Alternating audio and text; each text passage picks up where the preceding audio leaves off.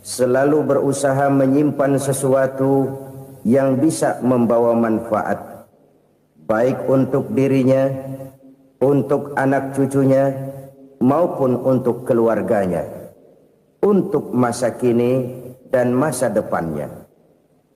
Kadang simpanan itu berbentuk uang, kadang berupa tanah, lain saat berbentuk pabrik, dan lain sebagainya. Sementara masa depan yang paling pasti adalah akhirat.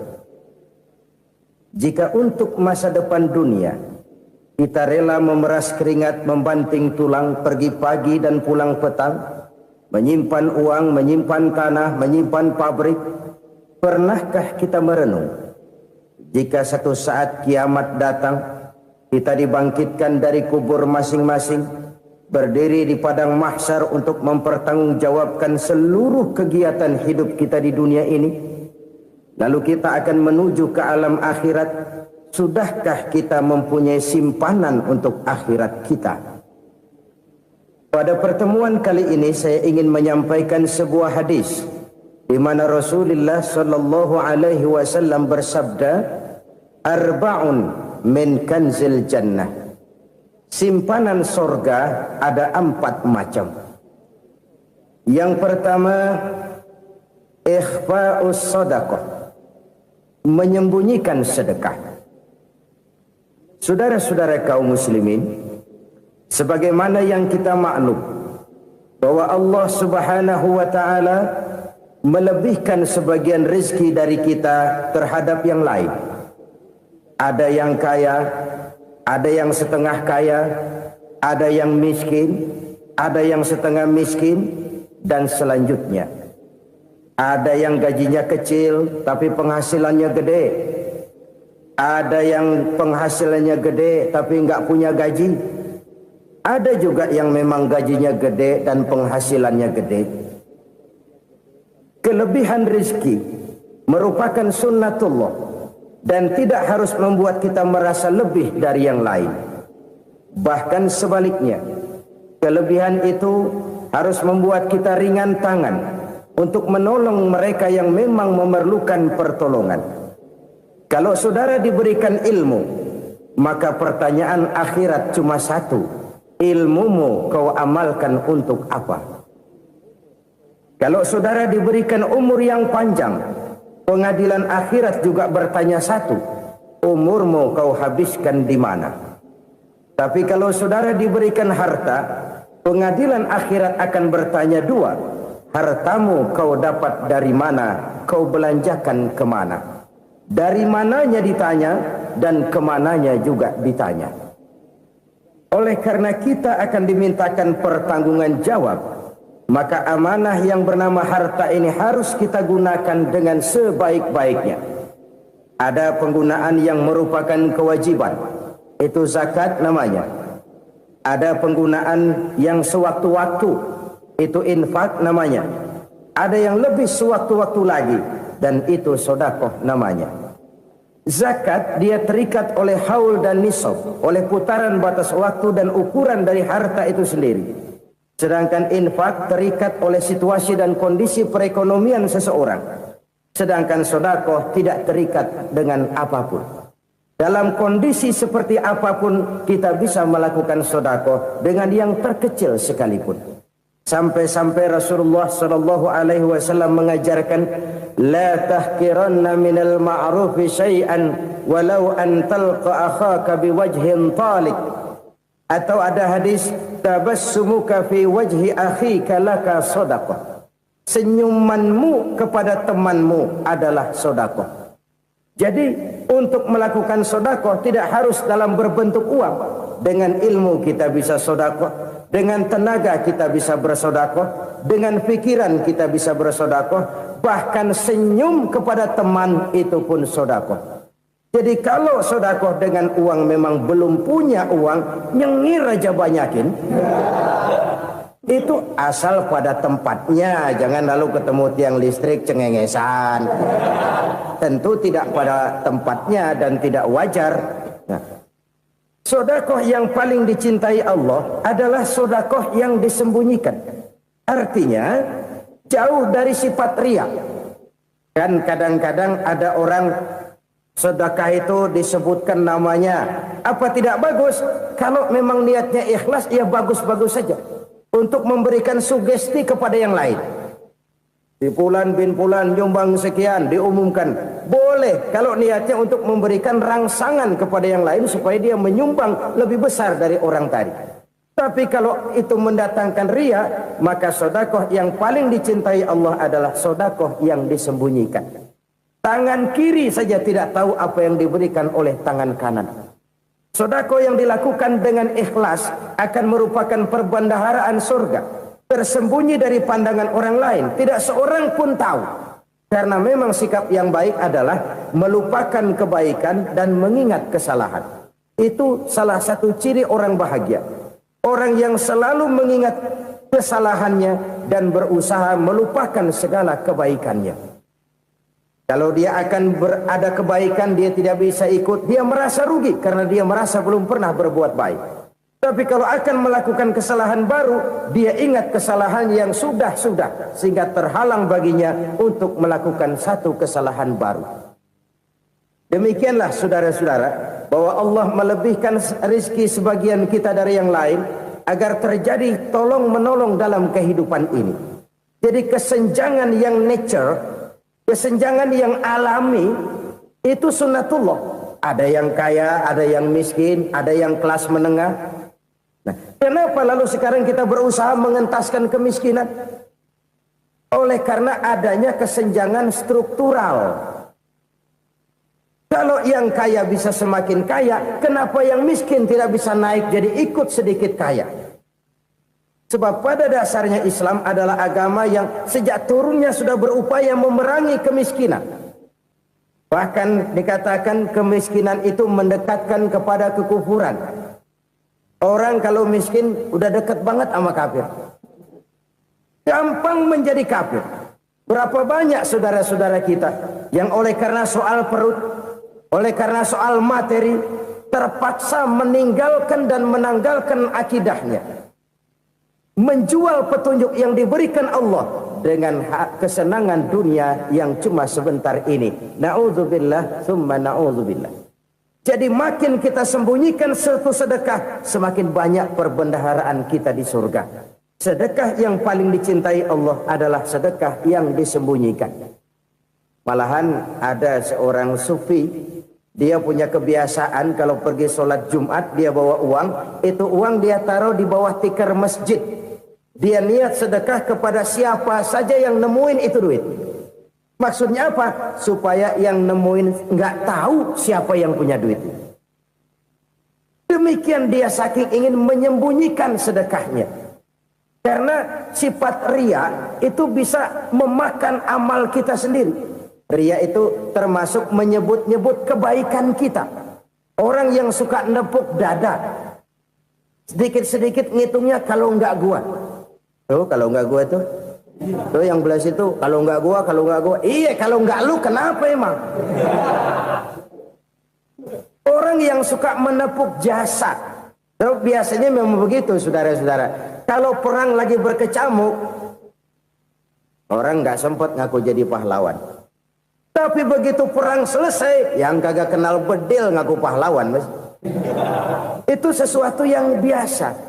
Oleh karenanya, orang-orang yang ikhlas dalam bersedekah, disembunyikannya sedekah itu, Allah cinta betul. Malahan ada hadis memberikan jaminan, inna shadaqatal mar'il muslimi tazidu fil umri wa tadfa'u mitatas su'i. Sesungguhnya sedekahnya seorang mukmin tazidu fil umri, bisa menambah umur panjang. Wa tadfa'u mitatas su'i, dan menyelamatkan manusia dari mati secara su'ul khatimah. Jadi siapa yang kepengen panjang umur, banyaklah sedekah. Yang bosan hidup, pelit terus. Sedekah menambah panjang umur dan menyelamatkan manusia dari mati secara su'ul khatimah. Pak, katanya umur itu nggak bisa ditambah, nggak bisa dikurangin. Kapan? Kalau ajal sudah datang. Wa idza jaa ajaluhum la yastakhiruna sa'atan wa la yastaqdimun. Kalau ajal datang tidak bisa dimajukan, tidak bisa dimundurkan. Itu kalau ajal sudah datang.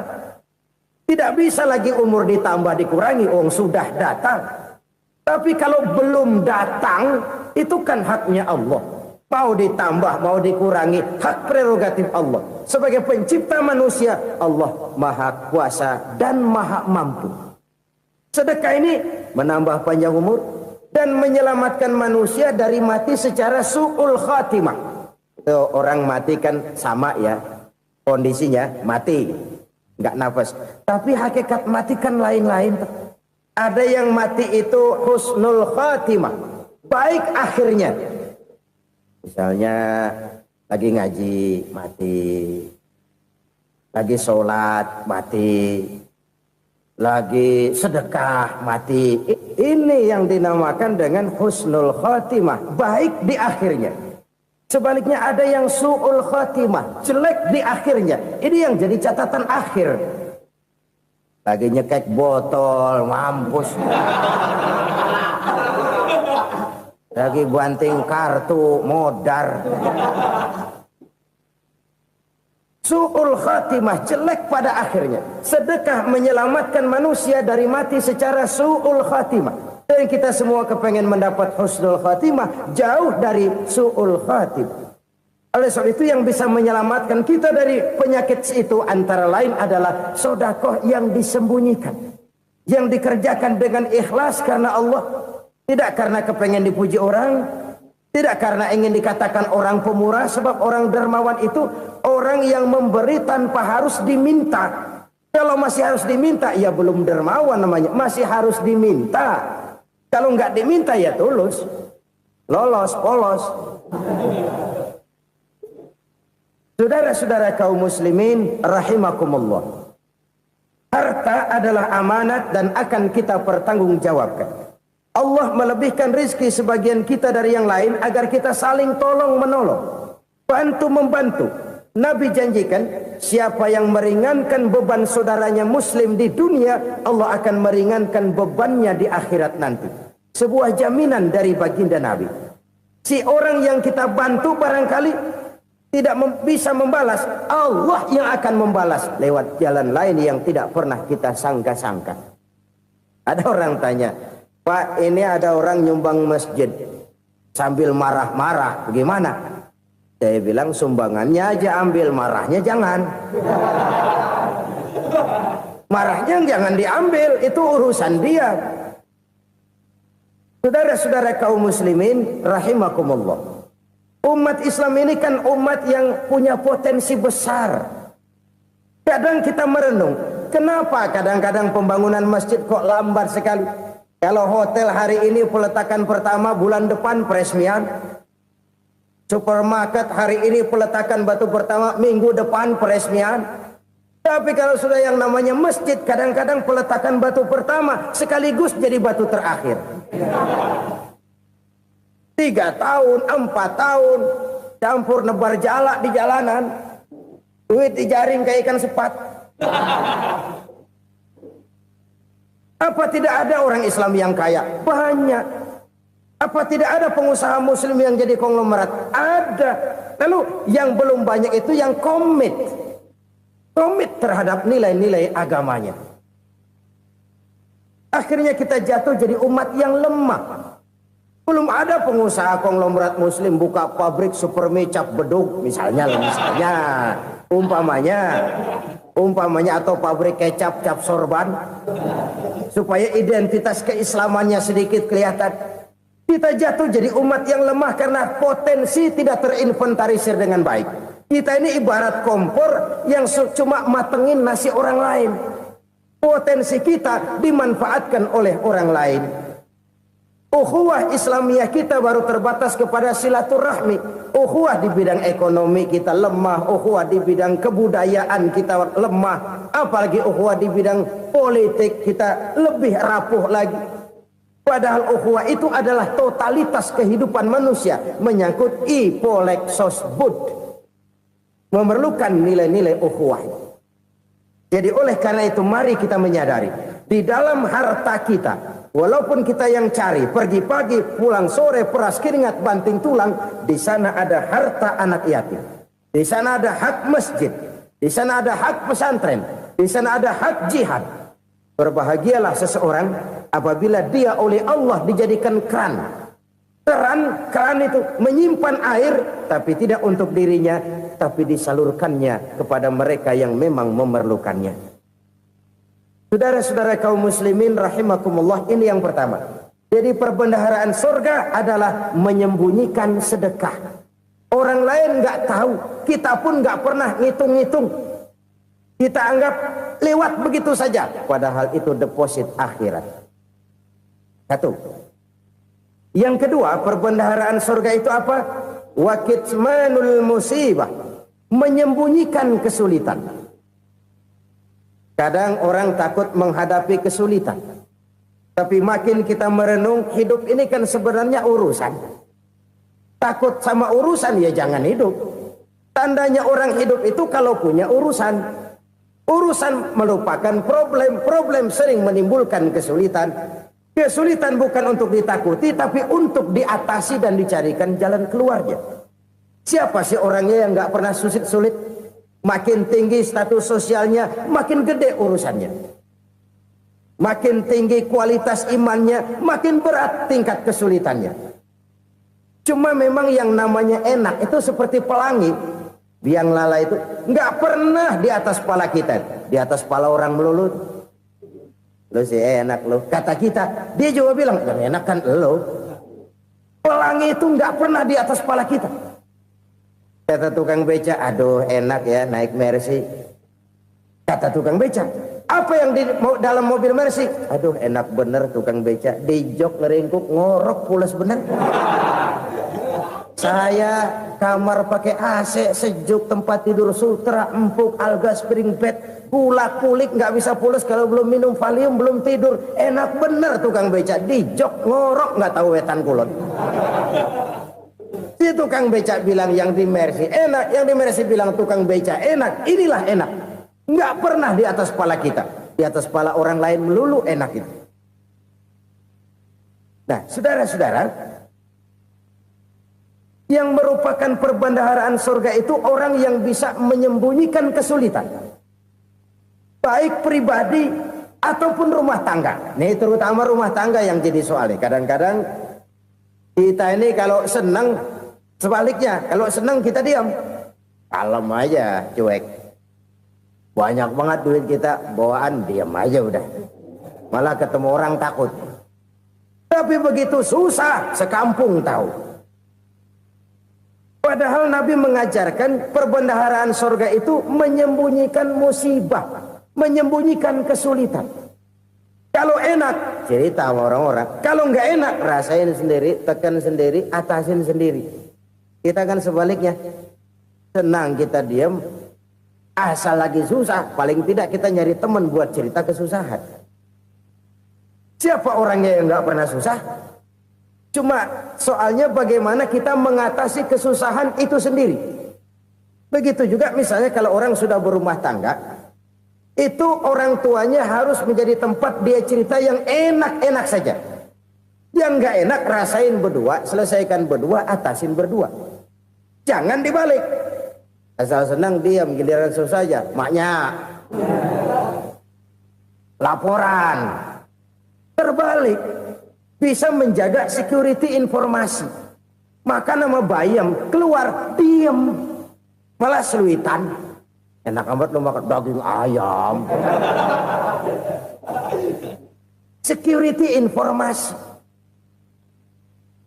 Saudara-saudara kaum muslimin rahimakumullah. Ujian yang terberat itu yang pernah diberikan kepada para nabi, para rasul, para aulia, para ulama. Makin tinggi keimanan, makin berat bentuk kesulitan. Ayo saya kemukakan satu contoh saja. Ada seorang nabi yang kaya, nabi kaya, namanya Nabi Ayub. Iblis kalau orang begini kan keki, ibadahnya rajin, kaya. Nih yang kayak begini susah digodain. Kalau ibadahnya rajin, miskin, kali bisa disogok. Sini imannya mantap, ibadahnya rajin, kaya, nabi lagi. Oh, tapi namanya iblis nggak kurang akal. Laporan, Tuhan, kenapa Les? Ya ini bahasa saya, bahasa Qurannya sih nggak gitu. Itu hambamu yang namanya Ayub, dia rajin ibadah cuma karena dikasih kaya aja. Coba kasih miskin dia, berhenti dia sembahyang. Ah, kamu bisa aja. Saya tahu Ayub itu hambaku yang ikhlas. Saya buktiin Tuhan, silahkan. Dibuktiinlah, iblis turun ke alam ini. Yang mula-mula dia lakukan, dia rusak sawah ladang Nabi Ayub. Dia binasakan binatang ternak Nabi Ayub. Sehingga dalam waktu singkat, jatuhlah Nabi Ayub dari orang paling kaya jadi orang paling miskin. Beliau masih ibadah di mihrab dalam masjid. Datang iblis. Saudara Ayub, ya, lagi ngapain? Ibadah. Nyembah Allah, nyembah Allah. Oh, percuma. Kenapa? Tuhan yang ente sembah nih, dia udah bikin miskin ente. Sawah ladang ente hancur lebur, binatang ternak binasa. Sekarang ente jadi orang paling miskin. Ngapain nyembah Tuhan kayak begitu? Tekor. Udah berhenti dah ibadah, berhenti ibadah. Ini iblis sama Tuhan laporannya lain, yang dikerjakan kepada Nabi Ayub juga lain. Benar begitu iblis kata Nabi Ayub? Iya. Sawah ladang saya habis, buras.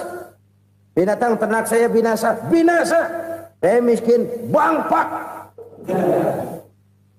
Apa jawab Nabi Ayub? Bukan innalillahi, ya ini hebat.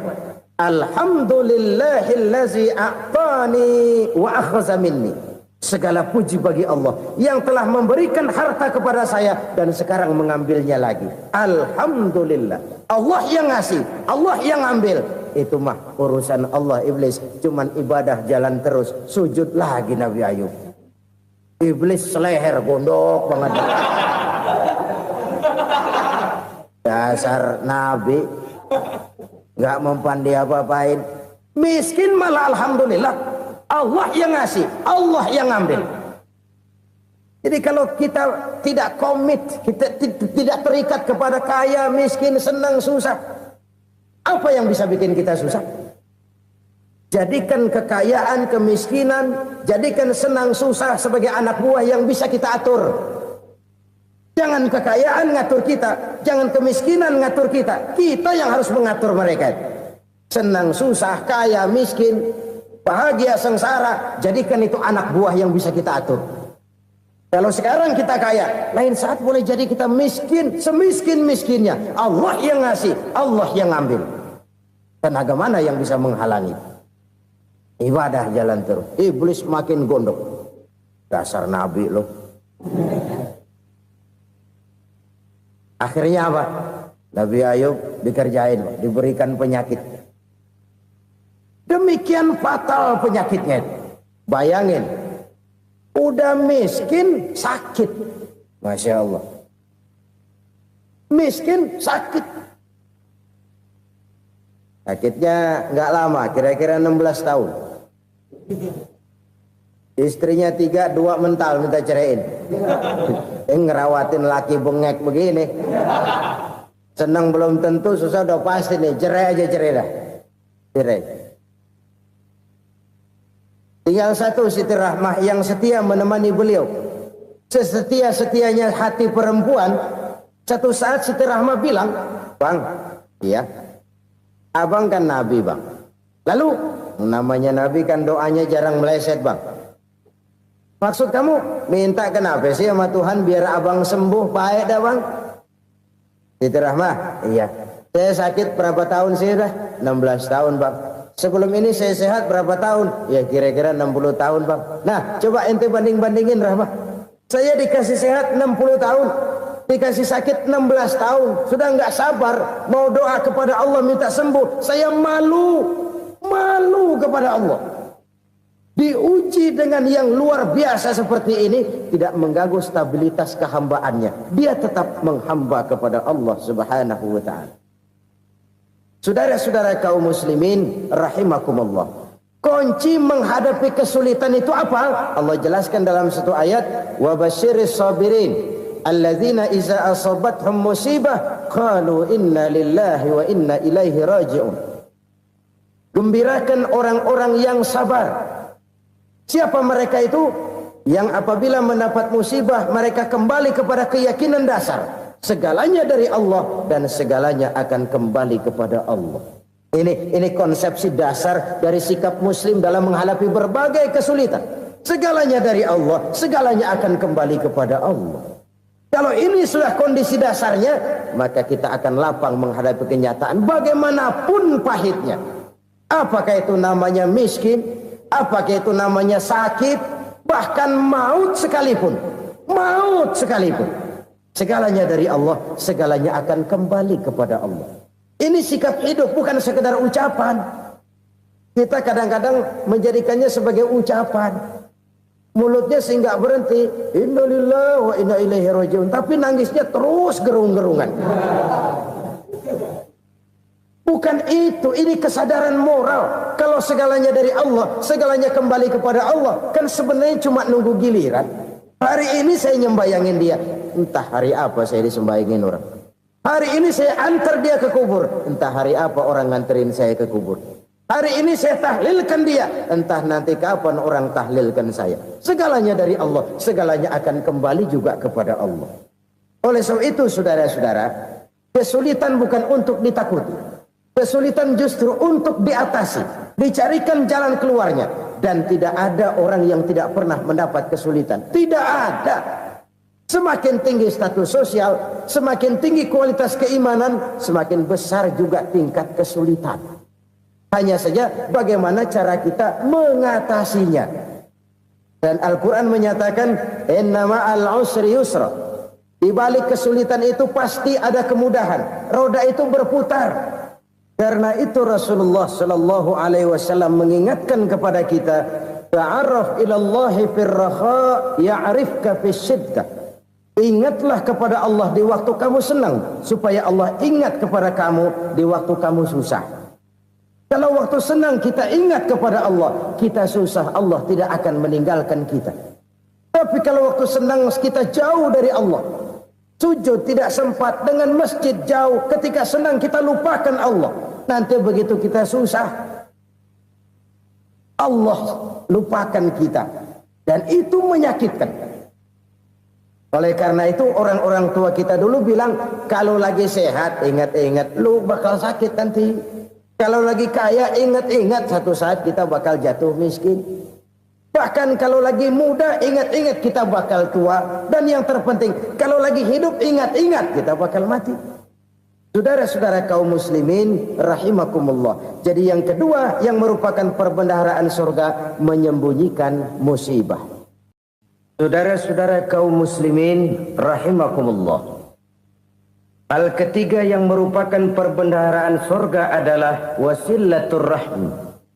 Orang yang suka bersilaturahmi. Sebagaimana yang kita maklum bahwa manusia adalah makhluk yang disebut zon politika. Makhluk sosial yang tidak mungkin hidup sendiri-sendiri. Betapa dan siapapun kita memerlukan orang lain. Bodoh betul manusia kalau tinggal di tengah masyarakat tapi tidak mau bermasyarakat. Merasa hebat sendiri, pinter sendiri, gagah sendiri, kaya sendiri. Mungkin kalau mati juga ngubur sendiri. Jangankan kita di sini, di sorga saja Nabi Adam waktu sendirian bengong melulu, mondar mandir. Allah tegur dam sepi dam. Ya ini kalau bahasa saya. Iya Tuhan sepi ini nggak ada coret-coretan pisan ini. Diciptakan Siti Hawa baru anteng Nabi Adam. Itu di surga. Cobalah. Umpamanya saudara tinggal di Jakarta nih. Kaya bener. Apaan aja di Jakarta punya saudara dah. Jembatan Semanggi ambil. Monas, Buntel bawa pulang. Hotel-hotel ambil semua. Cuman tinggal di Jakarta sendirian, apa enaknya? Betapa dan siapapun kita perlu orang lain.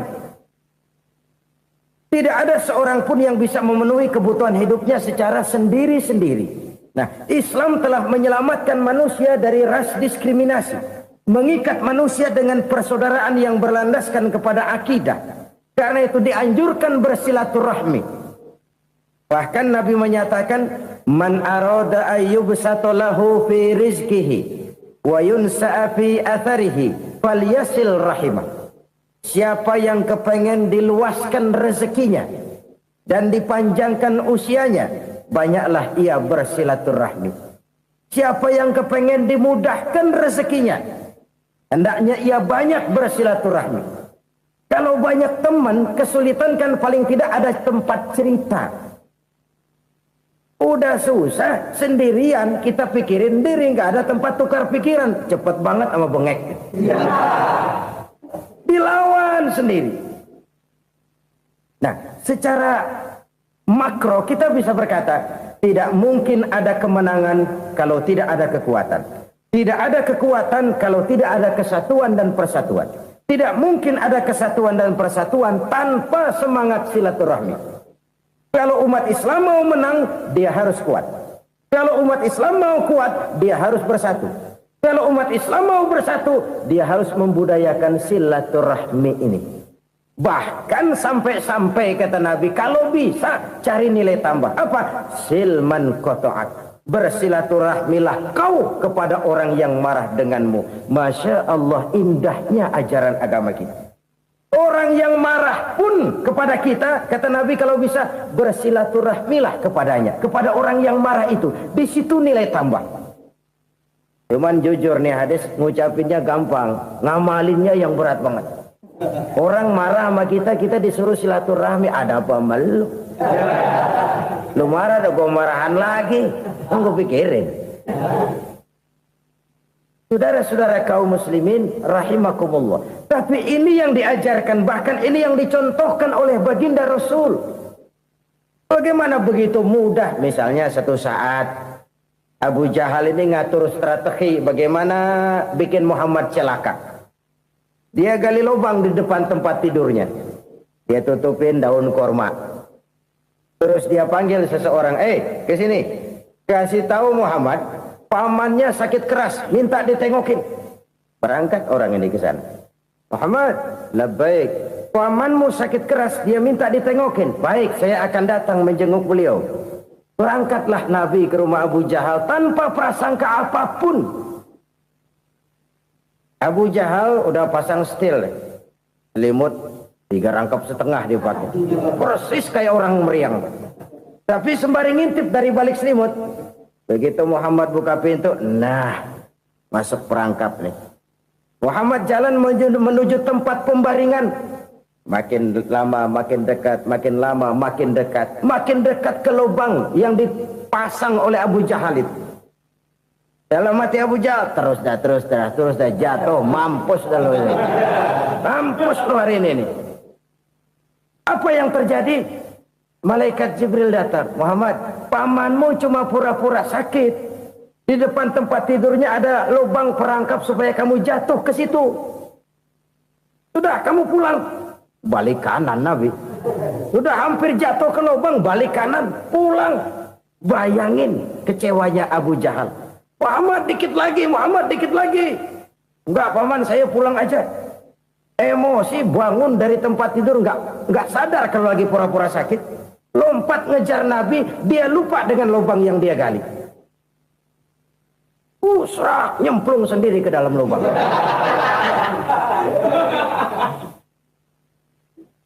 Nabi terus berlalu. Ini terjadi keanehan. Jatuh ke lubang yang dia gali itu sebenarnya nggak terlalu dalam ya, antara 3-4 meteran lah. Tolong saya jatuh ke lubang ini. Datanglah pelayan-pelayannya itu. Angkat saya dari sini. Yang ngulurin tambang. Satu gulung, belum juga nyampe itu tambang. Kurang, beli lagi ke warung. Sambung, ulur lagi, nggak juga bisa sampai. Wah ini kerjaan Muhammad ini. Tolong siapa salah seorang kamu ke rumah Muhammad, kasih tahu encangnya kecebur. Minta ditolongin. Sampaikan kepada Rasul. Kenapa? Pamanmu jatuh ke lubang, Muhammad minta tolong diangkatin. Tambang udah nyambung-nyambung nggak nyampe juga. Ya nanti saya datang saya tolong. Coba. Nyata-nyata orang berniat jahat mau mencelakakan dia. Datang dia menolong. Ini yang disebut air tuba dibalas air susu ya ini. Bukan sebaliknya. Air tuba dibalas air susu. Paman, kecebur ya? Iya Muhammad, tolong ini. Pegang tangan saya. Nabi ulurkan tangannya. Nyampe. Dipegang oleh Abu Jahal. Diangkat ke atas. Sampai atas. Apa kata Abu Jahal? Sihirmu memang hebat Muhammad. Udah ditolongin dikata sihir. Yang enak kita kemplang kan itu orang begitu. Urusan apa? Tapi inilah akhlak. Kalau bisa kamu bersilaturahmilah dengan orang yang marah kepadamu sekalipun. Orang marah kita tetap baik. So, kalau kita berbuat baik sama orang yang memang baik, rasanya sih biasa-biasa aja. Orang baik kita baik lagi, ya draw aja, belum ada nilai tambah di situ. Baru ada nilai tambah kalau kita bisa berbuat baik kepada orang yang nyakitin kita. Itu namanya kita setingkat di atas dia. Dia sakitin kita, kita berbuat baik sama dia. Dia pelit sama kita, kita baik sama dia. Dia marahin kita, kita deketin dia. Di situ kita punya nilai tambah. Jadi siapa yang ingin diluaskan rezekinya kata Nabi dan dipanjangkan umurnya, hendaklah ia banyak-banyak bersilaturahmi. Sederhana sebenarnya silaturahmi, tapi silaturahmi membangkitkan semangat kesatuan dan persatuan. Kesatuan dan persatuan melahirkan kekuatan. Dalam matematika 1 ditambah 1 pasti 2. Tapi di tengah masyarakat 1 orang takut ditambah 1 orang takut, hasilnya jadi 2 orang setengah berani. Kenapa setengah berani? Karena udah berdua. Tadi pan takut sendirian. Kalau dia kumpul turu-turu takutlah jadi berani. Kita yang lemah, kita yang tidak berdaya, kita yang miskin, kalau mau kompak bersatu, apa yang nggak bisa kita kerjain? Apalagi tinggal di kota besar, pilihan cuma 2. Bertahan atau minggir. Bertahan atau minggir. Untuk bisa bertahan harus mampu bersaing. Untuk mampu bersaing harus punya keahlian. Keahlian harus ditunjang dengan pendidikan, ditambah oleh kekompakan sebagai umat. Udah miskin mencar mulu, orang injak kita. Orang nggak pandang urusan apa malu. Oleh karena itu silaturahmi pada hakikatnya merupakan roh dari ukhuwah yang diajarkan oleh agama kita. Bagaimana Islam menyelamatkan masyarakat manusia dari ras diskriminasi, mengikat manusia, dan tidak ada persaudaraan yang lebih indah selain persaudaraan yang diikat dengan nilai-nilai akidah. Sepanjang orang di jalan Allah, itulah saudara kita. Keluar dia dari jalan Allah, selesailah persaudaraan sampai di situ. Karena itu, kalau ingin menyimpan sesuatu di surga, banyaklah bersilaturahmi. Datang ke rumah ini, datang ke rumah itu, dan lain sebagainya. Itu simpanan kita di akhirat nanti. Ini yang ketiga. Saudara-saudara, yang keempat, perbendaharaan surga itu apa? Wa qawlu la hawla wa la quwwata illa billah. Ucapan la hawla wa la quwwata illa billah. Ibadah kan ada yang berat, modalnya besar. Bangun masjid berat, modalnya besar. Bangun rumah sakit berat, modalnya besar. Ada ibadah yang berat, tapi modalnya ringan. Misalnya puasa. Puasa itu berat, mengendalikan nafsu. Kalau sekedar nggak makan nggak minum sih enteng, mengendalikan nafsu itu jihad terbesar. Tapi kan modalnya ringan, cuma niat saja. Ini ibadah berat, modalnya ringan. Ada ibadah yang ringan, modalnya juga enteng. Seperti termasuk ucapan la haula wa la quwwata illa billah. Tanpa sadar, la haula wa la quwwata illa billah. Nyelengin tuh di surga. Nyelengin, kita nggak terasa. Nyelengin simpenan akhirat. La haula wa la quwwata illa billah. Nyimpan lagi. Kaget, la haula wa la quwwata illa billah. Nyimpan lagi. Banyak simpenan. Walaupun sebenarnya yang dimaksud di sini adalah kesadaran batin. Bahwa tidak ada daya dan kekuatan kecuali Allah. Itu intinya. Kita memulai pekerjaan disunahkan baca bismillah, kan begitu. Apa itu? Kesadaran moral. Bahwa ini saya bisa kerjakan. Saya kerjakan ini dengan menyebut nama Allah. Kenapa? Kalau Allah tidak memberikan daya dan kekuatan, mana mampu saya kerjakan ini. Maka saya kerjakan ini dengan menyebut nama Allah. Bismillah. Kesadaran moral. Manusia hanya wajib berusaha, tapi nggak pernah wajib berhasil. Banyak hal-hal yang kalau kita renungkan secara rasio nggak mungkin. Tapi jadi kenyataan. La haula wa la quwata illa billah. Tidak ada daya dan kekuatan kecuali bagi Allah semata-mata. Kesadaran moral akan kelemahan dan keterbatasan makhluk bernama manusia.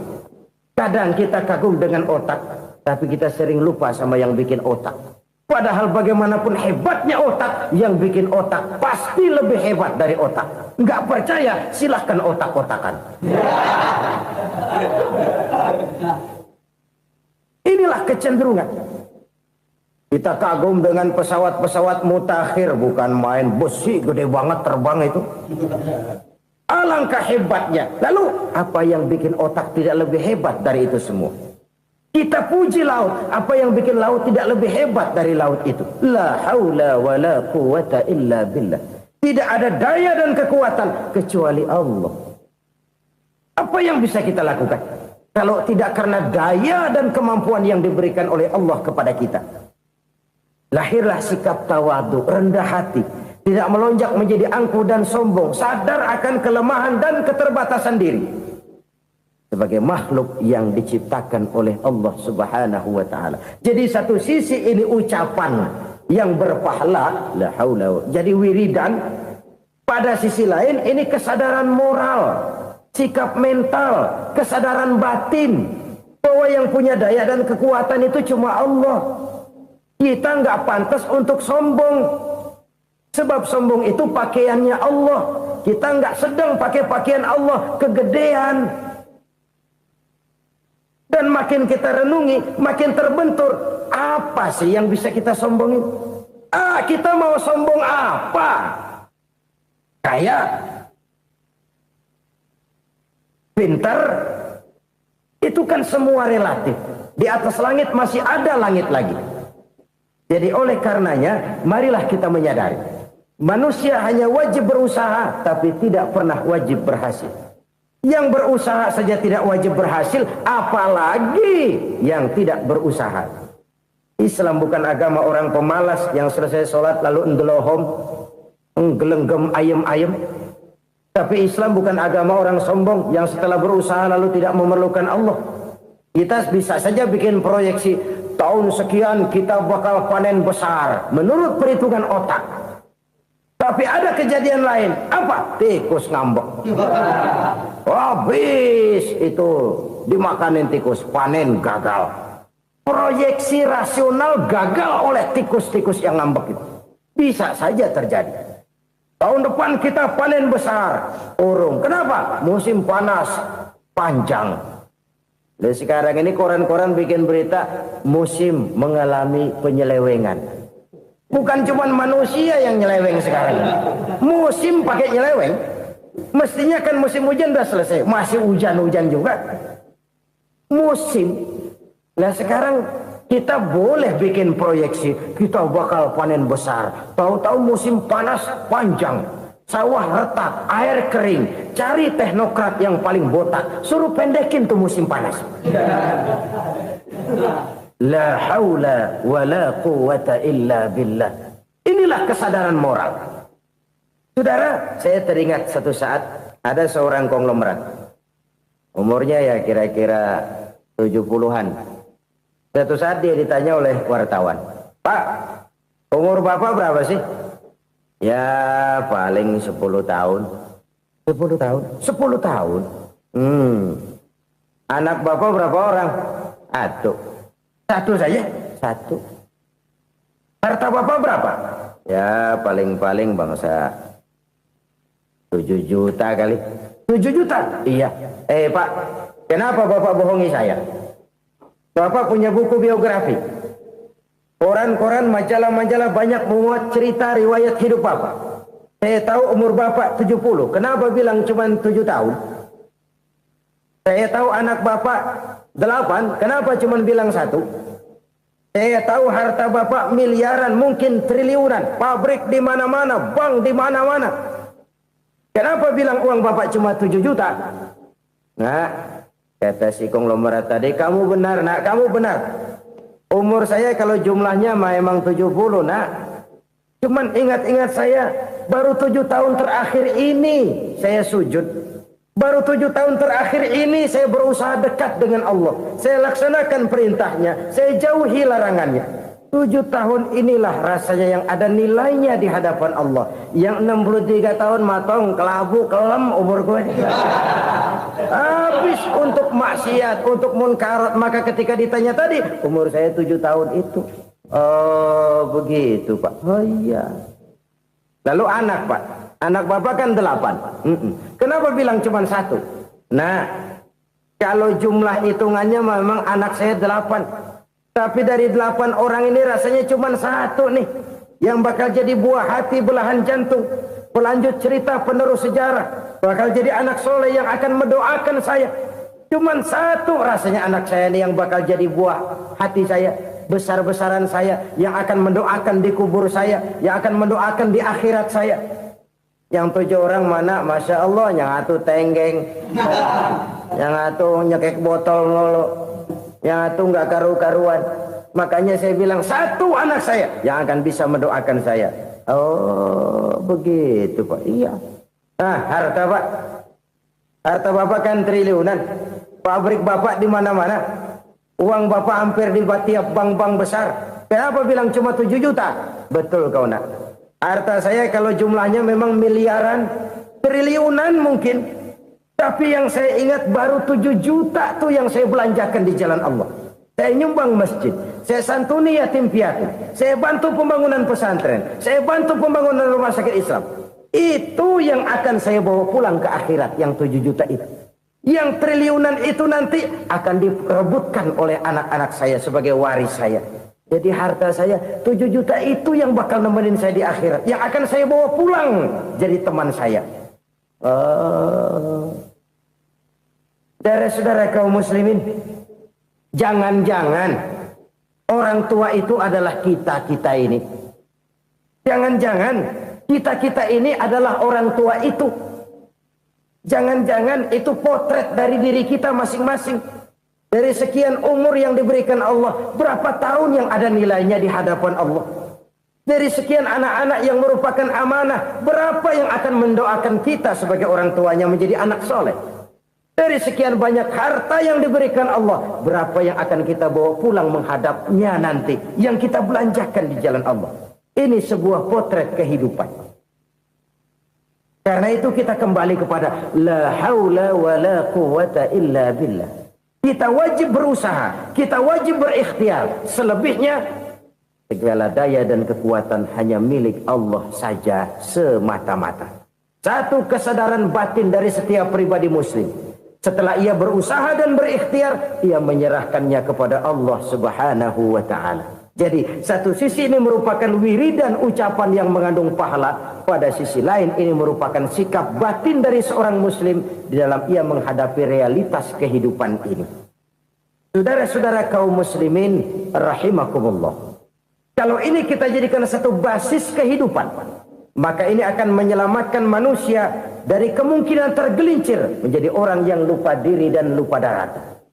Sebab itu Imamul Ghazali berpesan, Jadidis safinah fa innal bahra amiq, wa khuziz zad fa inna safara ba'id, wa khaffifil hamla fa innal hamla sadid. Perbarui selalu kapalmu karena lautan sangat dalam. Bawa bekal yang banyak karena perjalanan ini sangat jauh. Ringankan beban karena kebanyakan beban akan menyakitkan. Alangkah indah kalimat ini, alangkah dalam makna yang terkandung di sana. Perbarui selalu kapalmu karena lautan sangat dalam. Apa artinya ini? Jaga mentalmu baik-baik. Pelihara imanmu baik-baik karena hidup penuh cobaan seperti lautan. Kita kalau berlayar di lautan kan kadang-kadang tenang, angin bertiup sepoi-sepoi basah. Jika malam datang bintang gemintang bertabur menghias cakrawala. Rembulan memantulkan sinarnya dengan indah. Dalam keadaan begitu berlayar enak. Tapi lain saat ombak menggunung, halilintar menyambar, angin topan bertiup. Berapa banyak sudah saudara-saudara kita yang tenggelam di lautan dunia tanpa sadar bahwa dia belum sampai kepada pantai yang akan dituju. Berapa banyak sudah saudara-saudara kita yang tenggelam di lautan dunia ini tanpa sempat bangkit lagi. Dia menyangka sudah sampai kepada tujuannya. Hati-hati kapal jangan sampai bocor karena lautan sangat dalam. Iman ini jaga baik-baik karena hidup penuh dengan ujian. Wa khuzizat fa inna safar ba'id. Bawa bekal yang banyak karena perjalanan sangat jauh. Saudara mau ke Bandung, bawa duit. Saudara mau ke Surabaya, banyakan lagi duitnya. Saudara mau ke Mekah, gepokan, iketan tuh duit nggak lembaran lagi. Makin jauh perjalanan, makin banyak bekal yang harus kita bawa. Kalau saudara dari Jakarta mau ke Surabaya, kagak bawa duit berangkat juga, itu sih bukan berani namanya, nekat. Sampai Surabaya belum tentu, sengsara di jalan udah pasti. Kenapa? Nggak bawa bekal berangkat. Sama juga kita nih, misalnya belum sempat sembahyang, mati. Waduh, berani banget orang. Belum punya bekal, mati. Sengsara di jalan. Atau bekal tidak cukup. Dari Jakarta saudara mau ke Surabaya, bawa duit 500 perak. Paling jauh Cikampek nyampenya itu. Paling jauh itu. Antara jauhnya perjalanan dengan bekal yang saudara bawa tidak seimbang. Hidup ini perjalanan panjang. A walking tour. Dimulai dari alam arwah. Sebelum jasad diciptakan, roh diciptakan lebih dulu. Dari situ pindah ke alam rahim. Dari alam rahim pindah ke alam dunia. Dari alam dunia pindah ke alam barzah. Baru menuju akhirat. Satu perjalanan panjang. Kalau bekal tidak bawa, sengsara di jalan. Bawa bekal yang banyak karena perjalanan ini sangat jauh. Wa khaffifil hamla, ringankan beban karena beban itu cuma akan menyulitkan. Kalau bekal itu sih keperluan, tapi beban nggak kita perluin, cuma ngeberat-beratin. Apa ini beban? Dosa, kecurangan, kebatilan, kezoliman, ketidakadilan, kesewenang-wenangan. Itu akan jadi beban kita di akhirat. Alangkah celakanya, perjalanan panjang, bekal tidak bawa, beban kelewat banyak, alamat sengsara di jalan. Pahala tidak ada, dosa berlipat ganda. Na'udzubillah, summa na'udzubillah. Kalau kita rangkum nasihat Al-Ghazali dengan kisah si konglomerat tadi, kita akan mengambil kesimpulan. Pertama, bekal terbaik dalam menghadapi gejolak kehidupan ini tidak lain adalah iman. Yang kedua, pahala dan dosa. Dua hal kontroversial. Pahala adalah bekal, dosa adalah beban. Tapi kita sekarang kan tidak begitu terangsang kepada yang abstrak. Orang berlomba mencari yang konkret-konkret saja. Yang real. Kalau memang dosa, benjol dong. Kira-kira begitu. Kira-kira begitu. Persis orang Yahudi dulu. Orang Yahudi itu kan pernah minta kepada Nabi Musa. Ya Musa, lan nu'mina laka hatta narallaha jahrah. Musa, kami nggak bakal mau beriman kepada Allah kalau belum kami lihat Allah ada nongkrong di depan kami. Kalau memang Tuhan ada, taruh dong di depan kami. Mau yang konkret-konkret saja. Kalau memang dosa, benjol dong. Kalau memang pahala, berasa dong. Orang terangsang kepada yang real, yang konkret-konkret saja. Karena itu, untuk mengejar dosa, orang mau bayar. Tapi untuk mengejar pahala, walaupun tidak bayar, orang segan. Ini yang dikatakan oleh Nabi, kamu mengharapkan ke surga, tapi kamu berat melaksanakan sesuatu yang bisa membawa kamu ke surga. Kamu ingin jauh dari neraka, tapi tiap saat kamu lakukan perbuatan-perbuatan yang justru menjerumuskan kamu ke neraka. Idda'aitum an-najata minan nar wa ramaitum fiha anfusakum. Kamu ingin selamat dari neraka, tapi kamu lemparkan diri kamu ke neraka. Kamu ingin masuk surga, tapi berat sekali kamu melakukan perbuatan-perbuatan yang bisa menyampaikan kamu di surga. Saudara-saudara kaum muslimin rahimakumullah. Jadi hal keempat yang merupakan perbendaharaan surga adalah la haula wa la quwwata illa billah. Satu sisi ini merupakan ucapan yang memperberat timbangan akhirat. Pada sisi lain ini merupakan sikap hidup seorang muslim. Kesadaran batin yang sangat dalam bahwa tidak ada daya dan kekuatan kecuali Allah. Dan itu kita simbolkan pada saat memulai pekerjaan dengan Bismillah. Dengan menyebut nama Allah. Satu kesadaran moral. Saya hanya bisa melakukan ini karena diberikan daya dan kekuatan oleh Allah. Lahirlah sikap tawadu, rendah hati, tidak melonjak menjadi angkuh dan sombong. Saudara-saudara, sampai sini dulu jumpa kita kali ini. Semoga 4 perbendaharaan surga ini dapat kita lakukan, yang kelak akan merupakan bekal kita di kemudian hari nanti. Amin ya rabbal alamin. Bapak-bapak, ibu-ibu, saudara-saudara kaum muslimin rahimakumullah.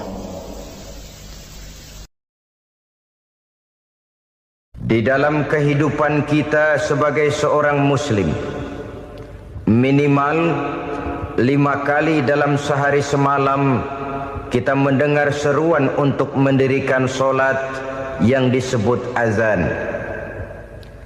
Ada kalimat menarik di dalam kalimat azan itu, yakni seruan hayya 'alal falah, marilah menuju kepada keberuntungan, marilah meraih kemenangan. Seruan ini adalah kecenderungan dari setiap manusia, apapun warna kulitnya. Artinya, setiap orang dalam hidup selalu ingin meraih dan mencari kemenangan. Kemenangan akan melahirkan kepuasan batin, dan kepuasan batin memberikan kebahagiaan. Sedangkan kekalahan melahirkan penderitaan batin, dan penderitaan batin menjerumuskan seseorang di dalam berbagai bentuk kerugian. Jikalau inilah seruan azan, maka masalahnya ialah apa yang menyebabkan kita meraih kemenangan. Al-Quranul Karim memberikan tuntunan dan ajaran kepada kita bahwa orang-orang yang memperoleh kemenangan itu tidak lain adalah orang-orang yang bertakwa. Hanyalah mereka yang bertakwa kepada Allah Subhanahu wa ta'ala pada akhirnya akan tampil sebagai pemenang. Lalu siapa orang yang bertakwa itu? Dijelaskan dalam awal-awal Al-Baqarah, orang yang bertakwa yang akan meraih kemenangan.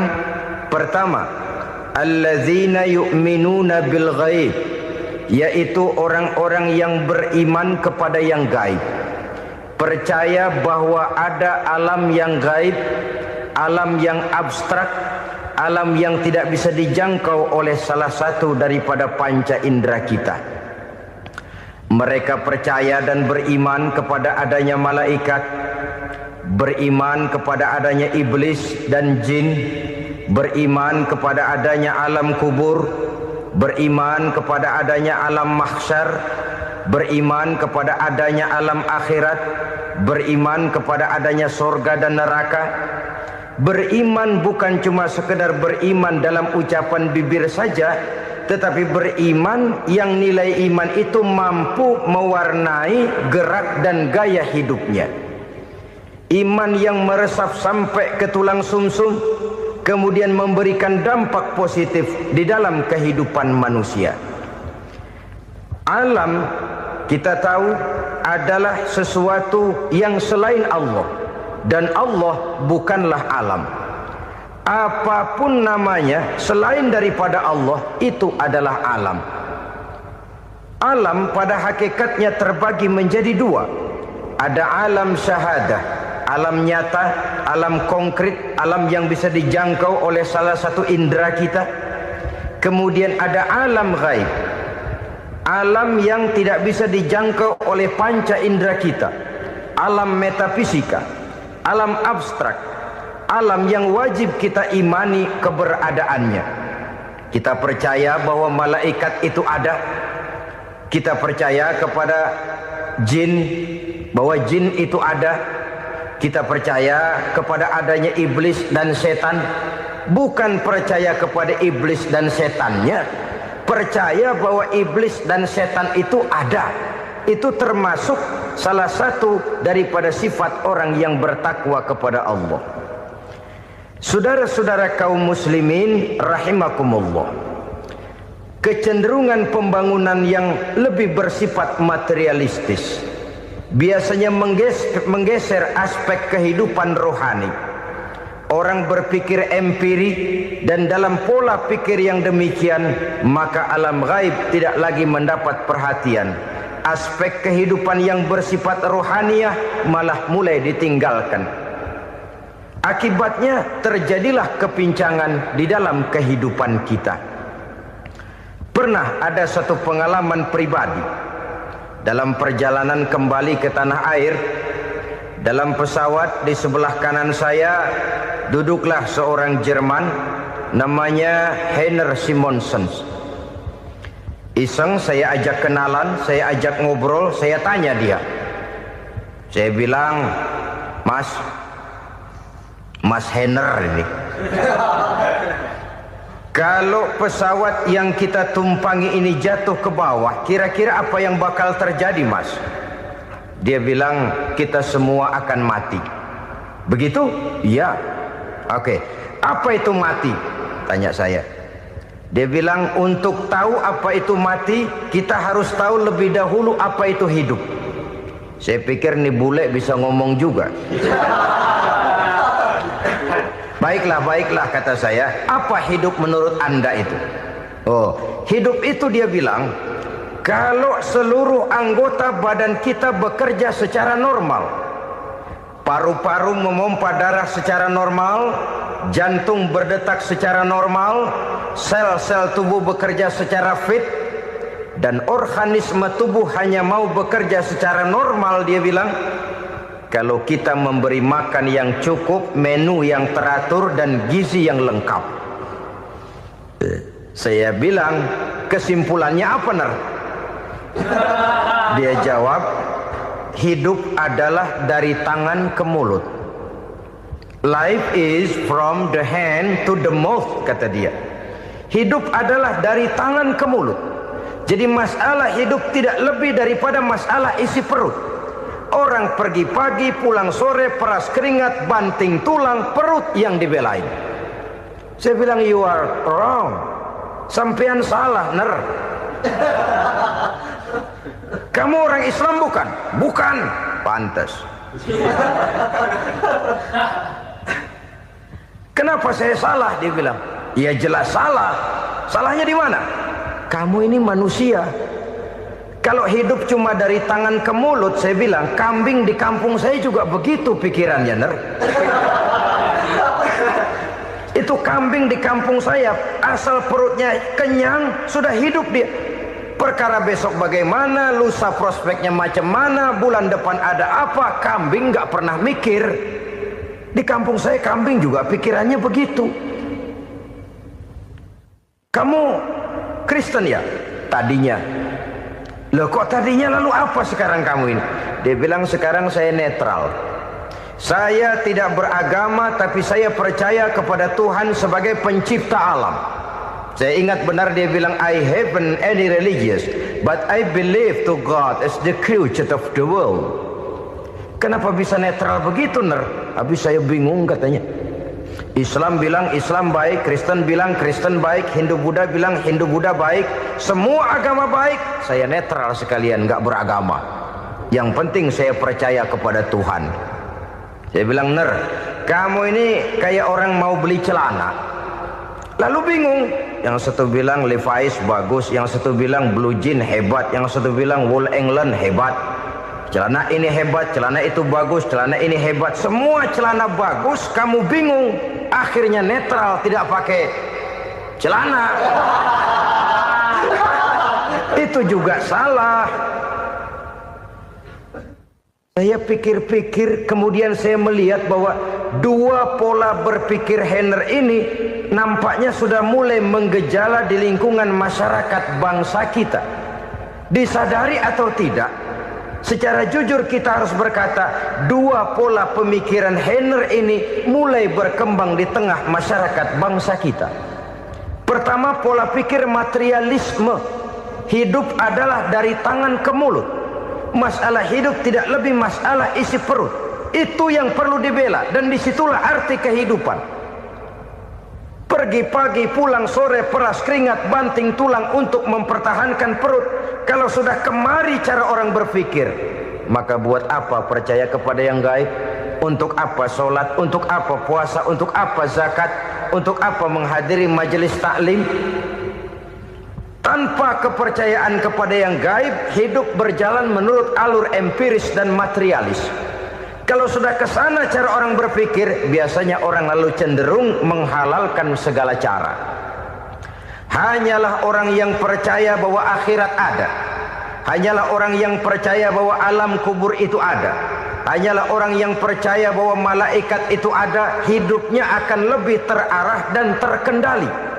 Karena kepercayaan kepada yang gaib, yang merupakan fase daripada kehidupan setelah hidup yang sekarang ini, mewarnai gerak pribadi seseorang di dalam dia melakukan kegiatan hidupnya. Pola berpikir materialisme, disadari atau tidak, mulai menggejala di lingkungan masyarakat bangsa kita. Hidup tidak lebih dari urusan tangan ke mulut, mulut ke tangan, tangan ke mulut. Asal perut sudah kenyang, hiduplah sudah. Perkara bagaimana prospek hari yang akan datang, bagaimana akhirat, tidak jadi persoalan. Ini yang oleh Nabi diperingatkan, ad-dunya sijnul mu'min wa jannatul kafir. Dunia adalah penjara bagi orang beriman dan surga bagi orang kafir. Dulu di zaman Belanda hadis ini pernah disalah tafsirkan, disalah artikan, digunakan sebagai senjata untuk mengkebiri dan membuat impoten umat Islam. Sudahlah umat Islam gak usah macam-macam, kata Belanda. Dunia ini kan penjara buat orang Islam, surga buat orang kafir. Di penjara jangan bertingkah.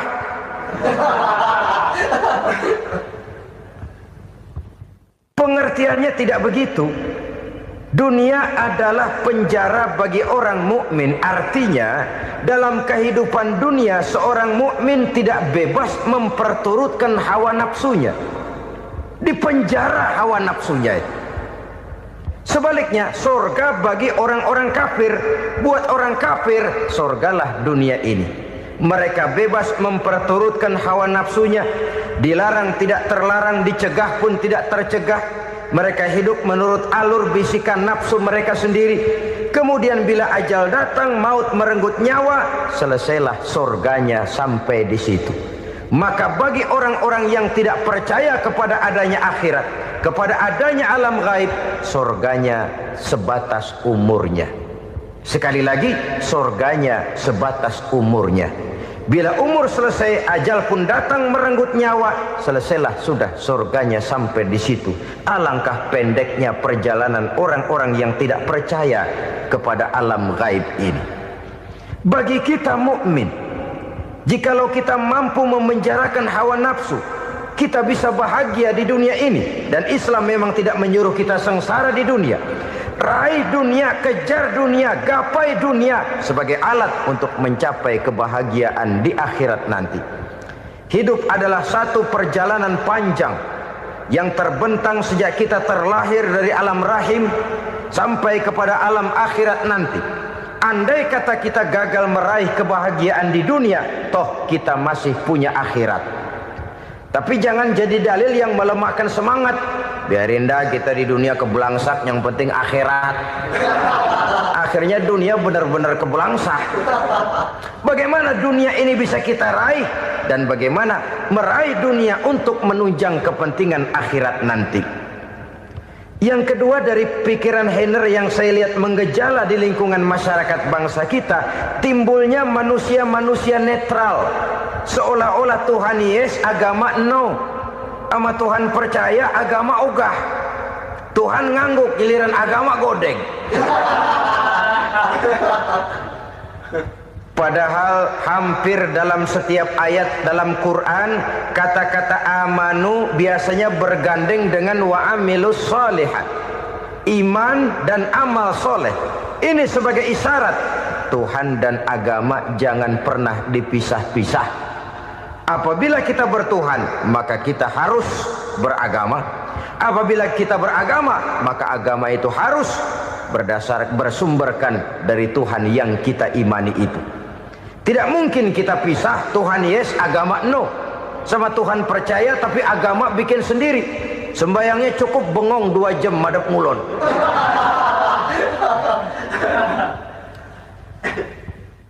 Saudara-saudara kaum muslimin rahimakumullah. Jadi dengan demikian, agama yang kita akui merupakan unsur mutlak di dalam pembangunan sekarang ini, merupakan bagian dari kehidupan yang menuntun kita bahwa di balik alam nyata ini, di balik alam syahadah ini ada alam gaib. Dan mudabbir, murabbi, yang mengatur, yang menguasai, yang memelihara baik dia alam nyata, baik dia alam gaib, tidak lain adalah Allah Subhanahu wa ta'ala. Di sana ada satu super power, satu maha kekuatan yang kita perlu bersandar kepadanya. Sebagai makhluk nyata yang hidup di alam nyata, berbuatlah secara nyata sebagaimana harusnya kita berbuat. Karena Islam jelas bukan agamanya orang pemalas. Islam jelas bukan agamanya orang yang mengajarkan setelah selesai sholat boleh duduk, nggelenggem ayam-ayam, ndelohom, menghitung bintang di langit sambil menunggu keajaiban. Tidak. Islam adalah agama yang mengajarkan apabila sholat sudah selesai kamu kerjakan, bertebaranlah di permukaan bumi, cari karunia Tuhanmu. Jangan hidup berpangku tangan menunggu keajaiban. Karena hidup bukan undian. Jangan berharap untung besar tanpa mau peras keringat. Tapi di sebalik itu toh kita juga harus yakin bahwa di sisi usaha nyata yang kita lakukan ada satu super power, satu maha kekuatan gaib yang menentukan berhasil dan tidaknya usaha kita. Kepercayaan kepada hal semacam inilah yang mendorong kita untuk mempunyai sandaran vertikal, agar jikalau usaha ini berhasil, kita tidak lupa diri dan lupa daratan. Jikalau usaha ini gagal, kita tidak putus asa dan buruk sangka, tidak cupik pandangan dan sempit hati, tapi mampu melihat persoalan dengan kacamata putih sambil husnuzon kepada Allah Subhanahu wa ta'ala. Kita percaya malaikat itu ada. Ada yang namanya raqib dan atid, mengawasi gerak hidup kita sampai kepada gerak hati kita. Ini memberikan sugesti agar kita berhati-hati. Tidak sejengkal tanah pun kita bisa berlindung dari pengawasan raqib dan atid.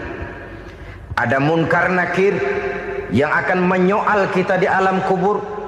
Ada malaikat Malik, penjaga neraka. Ada malaikat Ridwan yang menjaga surga.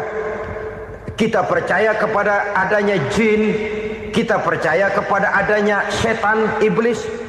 Percaya kepada adanya, bukan mempercayai si setan, si iblis lalu menjadikannya sebagai teman. Tidak. Percaya bahwa mereka itu ada dan merupakan makhluk Allah yang gaib, yang diciptakan Allah Azza wa Jalla. Kepercayaan kepada alam gaib memberikan motivasi terhadap gerak lahir manusia, sehingga dengan motivasi kepercayaan kepada yang gaib, gerak lahir jadi lebih terarah, jadi lebih terpelihara. Pernah seseorang bertanya, "Pak, apakah adanya akhirat bisa dibuktikan secara ilmiah?" Saya bilang tidak bisa, tidak bisa. Kenapa? Karena yang berangkat nggak pernah pulang kembali lagi. Kalau dia pulang kemari bisa kita tanya bagaimana enak di sono. Cuma secara moral saya katakan, lebih beruntung orang yang percaya kepada akhirat daripada yang tidak. Sekarang saudara percaya akhirat ada, lalu saudara baik-baik di dunia, sholat, puasa, zakat, menolong orang lain, menebarkan kebajikan. Saudara mati, andai kata akhirat tidak ada, toh dalam hidup saudara sudah berbuat baik. Paling tidak nama saudara akan dikenang sebagai orang baik. Sebaliknya, saudara percaya, kata saya, bahwa akhirat tidak ada, lalu hidup semau-maunya, tenggelam dalam maksiat dan munkarat, menentang Allah, tidak mau ruku dan sujud, lalu saudara mati, kemudian akhirat ada, ayo mau apa? Bekal tidak punya. Jadi secara moral lebih beruntung orang yang percaya kepada adanya akhirat daripada yang tidak percaya. Dan itu alam gaib yang tidak bisa dibuktikan secara eksat. Jangankan untuk membuktikan seperti itu, dalam kehidupan sehari-hari saja yang kita rasakan tidak selalu berbentuk toh. Angin, bagaimana sih bentuknya angin? Kita tidak tahu. Merah, buktinya kalau dikerok merah. Yang merah itu kulit, yang kulit kita bukan anginnya. Sakit, rasa sakit itu ada, tapi bagaimana bentuk sakit kita nggak pernah tahu. Kalau kita makan cabai pedas, bagaimana bentuk pedas itu tidak ada, tapi rasa ada. Bentuk pedas hijau, cabenya bukan pedasnya. Tidak semua yang kita rasakan bisa kita gambarkan dalam bentuk yang konkret. Oleh karena itu, sekali lagi bahwa kepercayaan kepada alam yang gaib mampu memberikan satu sugesti yang menata kehidupan seseorang lebih lurus, lebih terarah, dan lebih terkendali.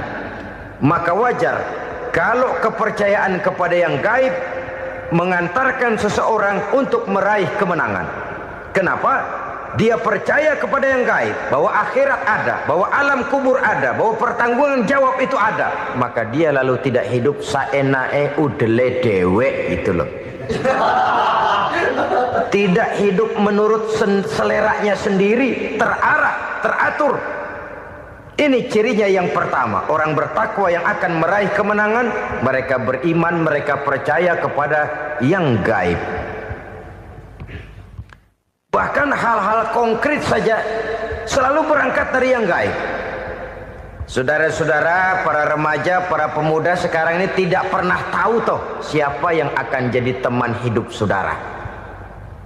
Kita bisa saja ngerancang, mentargetkan, tapi toh akhirnya yang namanya jodoh bukan kekuasaan kita. Rezeki di luar kemampuan kita. Begitu juga ajal. Maut, jodoh, ajal adalah contoh-contoh konkret bahwa pada akhirnya yang gaiblah yang menentukan. Bertahun-tahun ngelancong, emang jodoh seret, nggak jadi.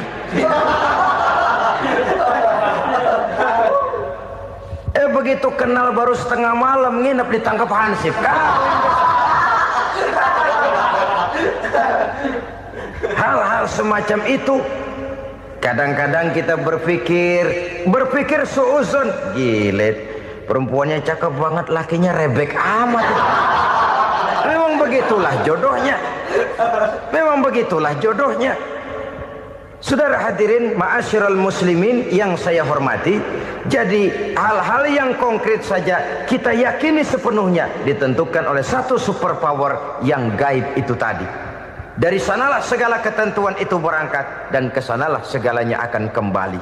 Maka kepercayaan kepada yang gaib meluruskan gerak hidup seseorang dan itu akan mengantarkan dia kepada meraih kemenangan. Satu. Yang kedua, wa yuqimuna shalah. Orang bertakwa yang akan meraih kemenangan itu adalah orang-orang yang mendirikan sholat. Kenapa sholat mengantarkan orang untuk meraih kemenangan? Yang jelas, inna sholata tanha anil fahsya'i wal munkar. Sholat mampu mencegah manusia dari perbuatan keji dan munkar. Banyak filsafat hidup yang terkandung di dalam sholat ini. Sejak kita wudhu sampai kita menghadap ke arah kiblat, sampai kita melakukan gerak-gerak sholat, bacaan-bacaan yang ada di dalam sholat, lalu sampai kepada mengucapkan salam. Banyak filsafat hidup yang terkandung di dalam sholat. Umpamanya saja, setelah takbiratul ihram mulai kita dengan sholat dalam posisi berdiri, diajarkan dalam kitab-kitab fikih agar kita melihat ke arah tempat sujud. Ini kan filsafat kehidupan. Kalau kamu sholat dalam posisi berdiri, lihat tempat sujud. Jangan sholat mata jelalatan, sebab nanti bisa mengurangi kekhusyuan. Jadi wajar kalau yang dikatakan bahwa yang paling afdol adalah shaf yang di depan. Kenapa? Secara harfiah pengertiannya akan lebih mengundang kekhusyuan. Kenapa? Kalau kita di shaf paling depan di masjid umpamanya paling banter kita lihat tembok. Tapi kalau kita shaf di tengah atau di belakang, orang-orang di depan kita pun akan kelihatan. Yang bajunya loreng, yang bajunya genggang, yang bajunya macam-macam. Kita lihat, kadang-kadang kita pikirin, ada yang bajunya bolong. Kita sholat tapi dalam hati, nih orang bajunya robek yang nggak tahu apa. Ada saja hal-hal yang mengusik kekhusyuan kita. Oleh sebab itu diajarkan dalam posisi berdiri, lihat, arahkan pandangan matamu kepada tempat sujud. Ini kan filsafat kehidupan. Maksudnya apa? Kalau lagi diri lihat dong tempat sujud. Kalau udah di atas ingat dong sama yang bawah. Kalau sudah tinggi ingat dong dari mana kamu berangkat. Kalau sudah berkuasa bantu dong yang lemah. Kalau sudah kaya santuni dong yang miskin. Kalau sudah alim bimbing dong yang awam. Ini filsafat kehidupan. Dalam posisi berdiri kau lihat tempat sujud.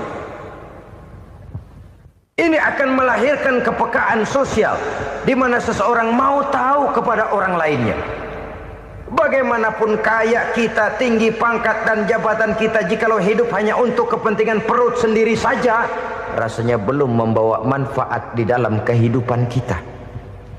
Tapi efek yang tertinggi sesungguhnya, sholat mencegah manusia dari perbuatan keji dan munkar. Perbuatan keji dan munkar walaupun kelihatannya mendatangkan uang, membawa keuntungan, tapi itu keuntungan semu, keuntungan sementara. Dengan menipu orang lain kita bisa dapat untung, tapi tidak membawa berkah. Dan itu adalah kerugian besar dalam kehidupan kita. Maka untuk meraih kemenangan harus dimulai dengan membentuk kepribadian yang tegar, memiliki sandaran vertikal yang langsung kepada Allah Subhanahu wa ta'ala. Dan itu hanya bisa kita tempuh melalui jalur ibadah formal yang sudah ditentukan Allah, yakni sholat yang 5 waktu. Untuk memperkuat itu ada sholat-sholat sunnah, rawatib, nawafil sebagai terminal-terminal kontrol cadangan untuk memelihara stabilitas temperatur batin di dalam kita berhubungan dengan zat yang maha gaib, yaitu Allah Subhanahu wa ta'ala. Orang sering bertanya, Pak, itu tetangga saya nggak sholat, duitnya nggak habis-habis, Pak. Nggak sholat tapi mobilnya tambah terus. Nggak sholat tapi usahanya makin maju. Tapi di sisi lain ada orang yang rajin sholat, rezekinya butak bener. Anaknya mana kurus, mana korengan. Saudara hadirin ma'asyiral muslimin rahimakumullah. Harus saya katakan bahwa sholat memang bukan untuk cari duit. Sholat adalah sandaran vertikal kita kepada Allah. Sedangkan soal rezeki itu berkaitan dengan sifat Allah maha pengasih dan maha penyayang. Allah maha pengasih, siapapun dikasih kalau mau usaha. Allah maha penyayang, tidak semua orang disayang oleh Allah Azza wa Jalla. Dan belum tentu banyak harta itu merupakan nikmat. Mungkin juga istidraj. Artinya istidraj itu dikasih tapi diambulin, kalau bahasa Betawinya itu. Dikasih tapi diambulin, itu bukan merupakan nikmat sesungguhnya, lebih merupakan azab dari Allah Subhanahu wa ta'ala.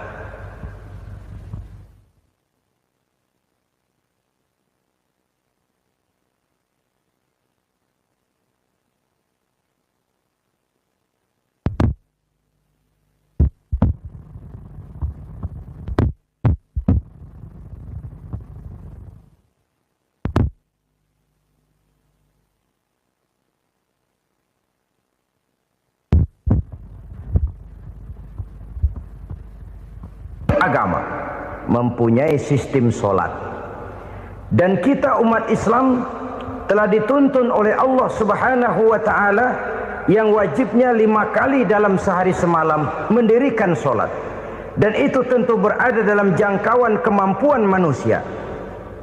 Pada awalnya barangkali kita memang merasa solat itu satu kewajiban, tapi semakin kita hayati makna, manfaat dan filsafat yang terkandung di dalam ajaran solat, semakin sampai kita kepada keyakinan bahwa solat adalah keperluan kita. Sehingga pada waktu tertentu dinilai puncaknya, kita tidak lagi akan berkata saya wajib solat, tapi kita akan berkata saya perlu solat. Kalau kita sudah merasakan itu adalah keperluan kita, nah di sanalah kita baru akan merasakan ruginya kalau hal itu tidak kita laksanakan. Sepanjang kita masih berkata saya wajib sholat, kita akan lebih merasakan dia sebagai beban ketimbang sebagai keperluan. Yang jelas Allah tidak memerlukan ibadah yang kita laksanakan ini. Dengan kata lain, andai kata satu dunia penuh ini orang tidak ada yang sholat satu pun, Allah tidak akan turun dari jabatan Tuhan. Jangan lalu berpikir kalau kita ngambek se-RW kagak sembahyang Tuhan tekor kali ini ya. Tentu tidak. Itu perlunya kita, bukan perlunya Allah. Dan pada induknya kita akan berkata saya perlu agama. Kalau secara induk kita sudah memerlukan agama, maka konsep-konsep yang ada di dalam ajaran agama itu pun adalah juga merupakan keperluan kita. Baik dia bernama sholat, baik dia bernama puasa, baik dia bernama zakat, baik dia bernama haji, seluruhnya adalah keperluan kita. Dan sesuatu yang kita perlukan apabila tidak kita laksanakan akan melahirkan kerugian di dalam kehidupan. Jangan heran kalau kita membaca riwayat perjalanan hidup para salafus soleh, orang-orang soleh. Ada yang tahajud sampai 100 rakaat, ada yang sholat malam kakinya sampai bengkak. Kita sekalinya bengkak biri-biri. Ada yang sholat membaca surah dalam Al-Quran sampai khotam Quran. Kok mau? Mereka sudah merasakan itu keperluan. Itu saja soalnya. Satu saat pun jikalau kita merasa bahwa itu keperluan saya, kita pun akan melaksanakan seperti itu. Keperluan saya dalam kehidupan. Inilah yang kedua. Yang ketiga, orang bertakwa yang akan meraih kemenangan itu, wa mimma razaqnahum yunfikun. Mereka membelanjakan sebagian daripada rezeki yang diberikan Allah kepada mereka. Mereka infakkan di jalan Allah. Ada satu dialog menarik. Satu hari seorang anak muda bertemu dengan seorang kakek-kakek yang sudah dikenalnya baik. Bertanyalah anak muda ini, "Kek, umur kakek berapa tahun?" 15 tahun, kata si kakek. "Anak kakek berapa orang?" 1. "Harta kakek berapa banyak?" 15 juta. Si anak muda ini bengong. Lalu protes, "Kok kakek bohongin saya?" "Kenapa?" "Saya tahu umur kakek 70 tahun. Kenapa ngaku 15? Saya tahu anak kakek 5. Kenapa bilang 1?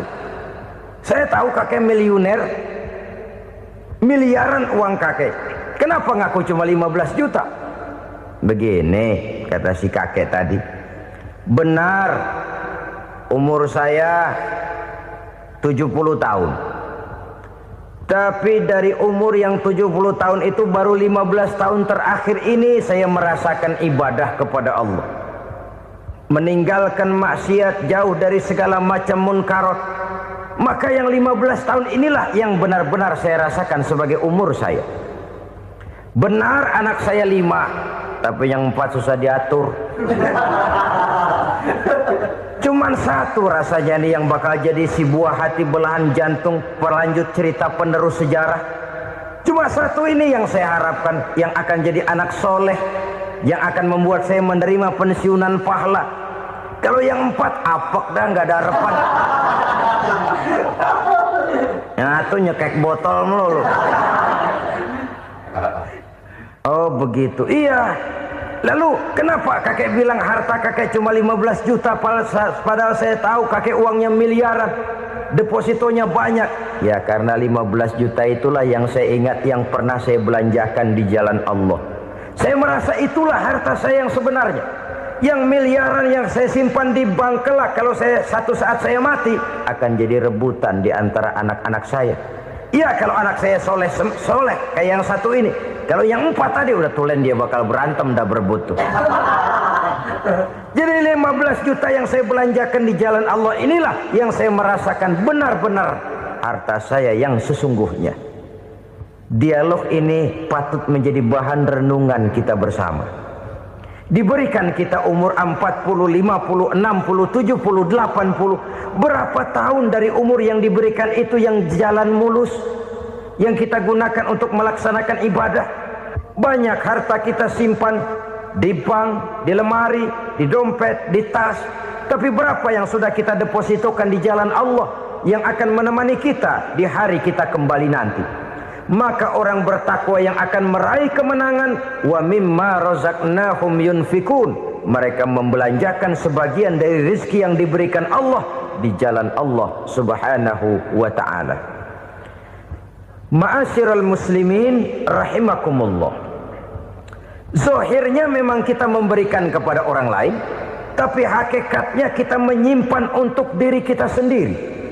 Kita memberikan kepada yatim piatu 25.000. Zahirnya kita memberikan si yatim, hakikatnya kan kita cuma nyimpan.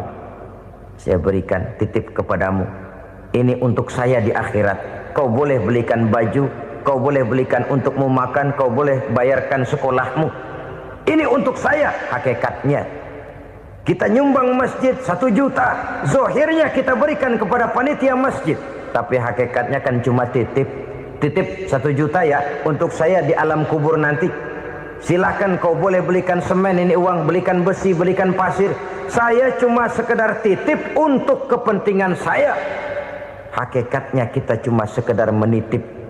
Sebagaimanapun pada hakikatnya, apapun yang kita miliki dalam kehidupan kan cuma sekedar hak guna pakai, bukan hak milik mutlak. Harta kita, rumah kita, kendaraan kita, kebun kita, pabrik kita, hak guna pakai saja. Hak milik mutlak cuma untuk Allah subhanahu wa ta'ala. Saudara-saudara kaum muslimin rahimakumullah. Ini yang ketiga. Kemudian yang keempat, orang-orang bertakwa yang akan meraih kemenangan, allazina yu'minuna bima unzila ilaika. Mereka yang beriman, mereka yang percaya kepada apa yang telah diturunkan kepadamu Muhammad, ay Al-Quran, yakni Al-Quranul Karim. Setelah percaya kepada yang gaib, mendirikan solat, kemudian menginfakkan sebagian dari rezeki yang diberikan Allah, mereka juga lalu percaya kepada yang diturunkan terhadap Nabi, yaitu tidak lain Al-Quranul Karim. Sekali lagi di sini, percaya bukan hanya sekedar percaya saja, tetapi percaya lalu menjadikan Al-Quran itu sebagai pedoman hidup. Sebab memang Al-Quran itu adalah GBHM, garis-garis besar haluan muslim. Apa yang harus kita lakukan, apa yang harus tidak kita lakukan, bagaimana mestinya kita bertingkah laku dan berbuat, seluruhnya tercantum di dalam Al-Quranul Karim. Itu sebabnya ketika satu hari Aisyah ditanya bagaimana akhlak Rasul, beliau menjawab, kana Rasulullah sallallahu alaihi wasallam khuluquhul Quran. Akhlak daripada Rasulullah tidak lain adalah Al-Quran. Jawaban simpel ini memberikan gambaran bahwa keseluruhan daripada konsepsi Quran sudah diterjemahkan dalam kehidupan Rasulullah sallallahu alaihi wasallam. Karena kita tahu akhlak adalah keseluruhan dari gerak hidup manusia. Sejak ia berpribadi, berumah tangga, bertetangga, bermasyarakat, sampai kepada berbangsa dan bernegara, Al-Quran tetap memberikan sentuhan nilainya. Oleh karenanya, orang-orang yang bertakwa adalah orang-orang yang menjadikan Al-Quran sebagai pedoman dalam kehidupannya. Dan kita yakini Al-Quran diturunkan kepada Nabi Muhammad bukan merupakan produk Nabi Muhammad. Isi dan redaksinya langsung dari Allah Subhanahu wa ta'ala. Kemudian cirinya yang kelima, orang bertakwa yang akan meraih kemenangan itu, wa ma unzila min qablika. Tidak hanya sekedar percaya kepada yang diturunkan terhadap Nabi Muhammad, yaitu Al-Quran, mereka juga percaya kepada apa yang pernah diturunkan kepada para nabi, kepada para rasul sebelum Nabi Muhammad. Percaya kepada adanya suhuf, percaya kepada adanya Taurat, percaya kepada adanya Injil, percaya bahwa Allah dahulunya sudah menurunkan Taurat kepada Musa, percaya bahwa Allah sudah menurunkan Injil kepada Isa, percaya